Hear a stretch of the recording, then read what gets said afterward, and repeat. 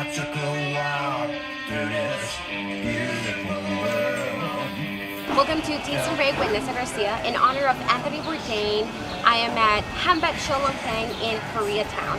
And he actually did inspire me to just go out and explore and try different types of food, different cultures, as to why I'm super excited to try out some Shul-Lung-Tang soup and see what that's like. So join me. Hey, you mind if I join you for some soup? Sure, let's do it.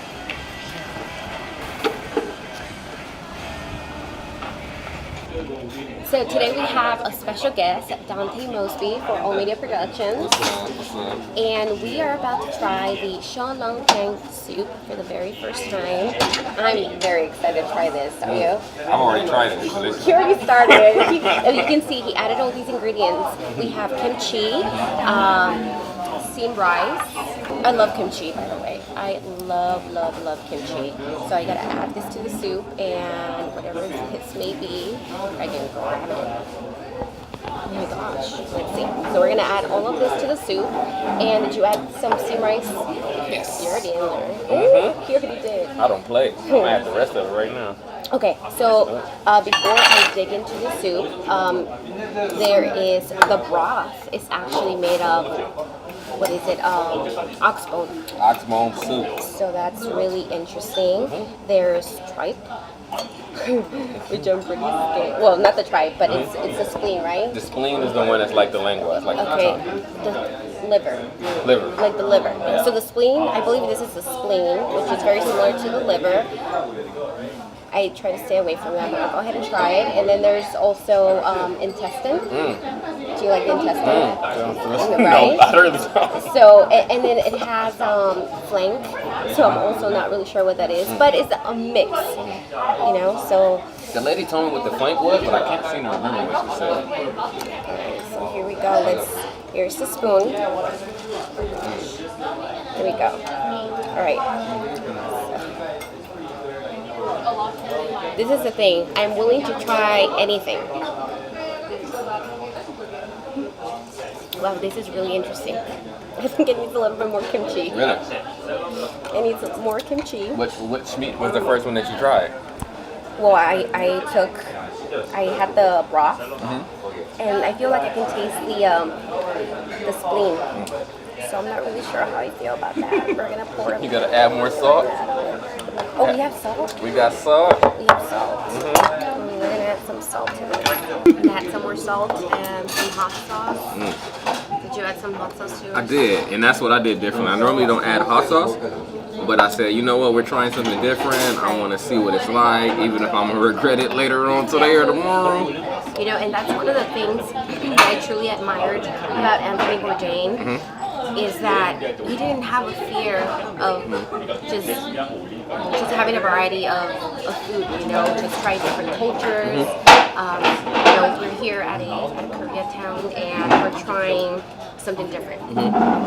And I'm about that. I enjoy, I mean, yes, there's that little bit of fear of like, oh, am I going to like it, right? But it's just, you know, you need to be adventurous with your food too, not just stay away from it and say like, you know what, no, that's out of my How do you know comfort if you're gonna like it if you don't try it, right? That's exactly So it. I think, do you know where this came from? You know where it initiated from? You know, like where did this idea of his come to start trying these different foods? I know he was a chef from what I heard, what I understood. Yeah, so, you know, he would go, when he was much younger, I'm assuming during his teenage years, he would go to France. His dad did have relatives out in France. And so, after high school, he started working as a, washing dishes, and he got into the kitchen, you know, that's when he started. And that's really interesting. That's when he started picking up, you know, cooking, and it took place in France. Is this the intestine? I'm sorry. Is that it? Yeah, I think that is the intestine. Right? That's the one you were afraid of? Uh-oh. Oh no, it's the spleen that you're trying to avoid. Wow, intestine tastes so good. Really soft. It's cooked really well. But yes, so I understood traveling and food, and those are two really important central things. I think should be important central thing to a lot of people's lives, not everyone. like going places and experiencing things. It really opens you up. You learn a lot when you see different places. Right. And with food as well, you experience a lot when you try different things, and we gotta eat. So you might as well eat different things and see what the world has to offer when it comes to eating. So it brings cultures together too. People from different cultures. Yeah. And just eating itself, anywhere. You don't have to be in this glamorous, restaurant. Oh, so expensive. I mean, honestly, this is something else about This is better than Anthony I thought too. that I truly, truly admire. Is that if he saw a rating, one of those ratings on the door that said Like a B? a B or a C, C. he didn't care.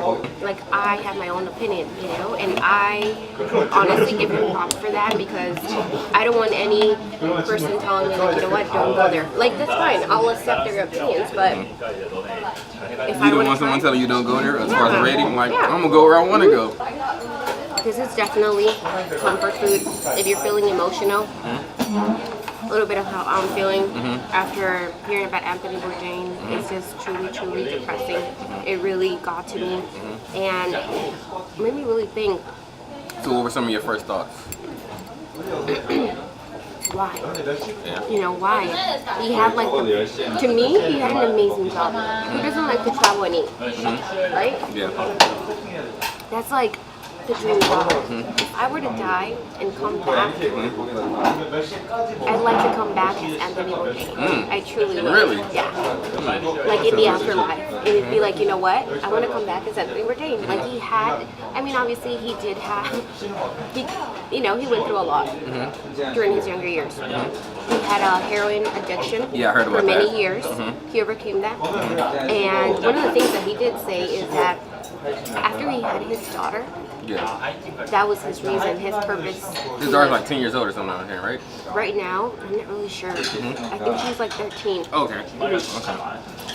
Yeah. So it's really depressing. You might think, okay, well, if that's one of the comments that he brought up, like that's the reason for him to keep going, to live, then, I mean, he's still alive. What happened? The fact that they found him in a hotel room in France, just hanging. Like, he, hung himself. That's so depressing. It's like, what could possibly have been going on in his mind? This is my perspective. I think if it's just traveling and eating, dope, you're good to go.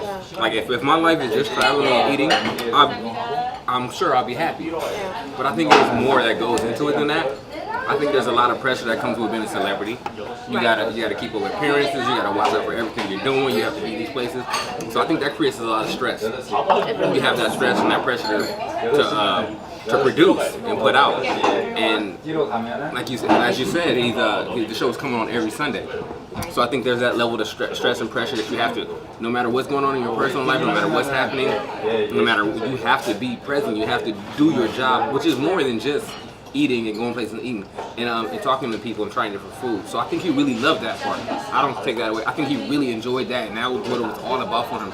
But imagine if you have something you love doing, and then it gets commercialized and it gets brought in front of the camera, and you have all these other things that are just like basically taken away from really your passion because you have to do all these other things. I also think about, we live in a crazy society. Everyone's so busy. Do we even have, find the time to tell people that, you love them, that you want to care for them? Social media and everything, you're so, busy, and you're just trying to focus on yourself, becoming a better person, and you forget about everyone. But in reality, you're thinking about them, but you just don't find the time to tell them, I love you, I care for you, let's do something. And a lot of people feel left out, and they feel like they don't find that, they don't have that true fulfillment, they feel so empty inside, and they just don't know how to tell people, like, I need help, I feel alone. And they were saying suicide rates are up 30% in America. And I think social media plays a large role in this. Just the way our society, the direction our society is going, it just reached a breaking point because you feel the pressure to put on. You feel the pressure that you can't be yourself a lot of the time. You feel like when you're being yourself, you're being judged. People care so much about their followers, their likes, who's looking at them, who's commenting and stuff. Like, not getting that stuff gives people anxiety. It's dangerous. It's dangerous. And it comes from just the endorphin of social media. Like when you get a like, or when you get a comment, or when something gets way more, then it gives you that feel-good feeling. And when you don't, it's the adverse effect. Like you said, we're so busy. If we can add it to our schedule to care about each other and really put time into dedicated to the people that we care about randomly. You don't have to be the same person all the time. Just really checking in on people. An hour a week, an hour every 2 days, an hour a week, whatever we have. Dedicate real time to taking care of people and check on your strongest people. Because those are the people who no one checks on because they figure they got everything. So check on those people. If we all dedicate time to each other, I think it'll get better. It's important to take care of others and take care of others. It's also important to take care of yourself mental health. So I think what we have to do is find ways to be vulnerable and be okay with being vulnerable. And I think we've lost that too, because it's in our society, it's being vulnerable is seen as a sign of weakness to a lot of people. Or being vulnerable is I don't want people to judge me for how I feel inside and what I'm really going through. But we have to learn to just be able to open up for ourselves, just for our own selves. I really like what you said, not judge them, because I think that's the last thing that they want, maybe that's where they're so full of fear. It's like, whatever they might think, like, they're crazy, it's like, and also something, I don't know if people like the word mental, the word like mental health.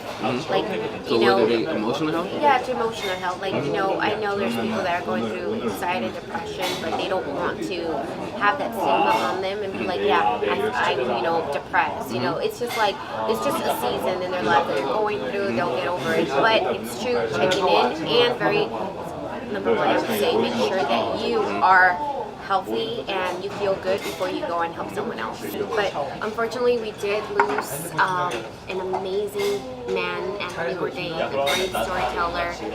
He used to be a chef, and he did stop that because he did start working for Parts Unknown on CNN, and that's where he left off. As he was in France working on the next episode for Parts Unknown, and we will definitely miss him. Seeing he's just an amazing guy. Even though we didn't meet him, it felt like we knew him. At least for me, I felt like I knew him. He inspired me. He did so much, for people. And so teaching, as far as it's like he motivated me to go out and explore and just be able to be part of different cultures and try this, something that I never thought I would, And it's delicious. It was delicious. I wouldn't have added the spices to it, but I think the spices would really set it off. And for me, opposed to you, I didn't really know that much about him prior. I've probably seen like an episode or two of the show in passing, doing a million other things. But I really kind of been researching about him the past couple of days, and it seemed like he was a genuine, caring, open-minded, honest dude. Like he was raw, and he just really was about bringing cultures together. And I think those are important ethos that we should all live by. Just take from those principles and apply that to our lives. Bringing people together. And if we do bring people together, we can understand each other better, and we can also help with their emotional health. So I think that's important to take those things from him that he imparted onto us and take them into our daily lives going forward. And definitely something that I will take from him is just don't be afraid, go out and travel. Try all kinds of food, and just don't settle for just staying in one place. Go out, do whatever you want to do and explore. He was a man who didn't love rock and roll. It's like, you know what, do what you want to do. The whole point is that he got a tattoo, and what he said was, getting a tattoo will not make me younger, will not make me older, or any different. It's just what I want to do. Like, you do what you want to do. So live your life to the fullest. Live your life to the fullest. Enjoy your food. So that's what we're going to do in honor of Anthony Bourdain. We will continue and feast on this amazing Shul-Lung-Tang. Here at K-Town, which was one of his favorite places. Well, not this location, but he enjoyed in LA specifically, Koreatown. Oh, really? And Boyle Heights. Oh, that's interesting. So we're honoring him in that way too. Yes. That's dope. To Anthony Bourdain. Yeah. Sure. To Anthony Bourdain. We'll miss you.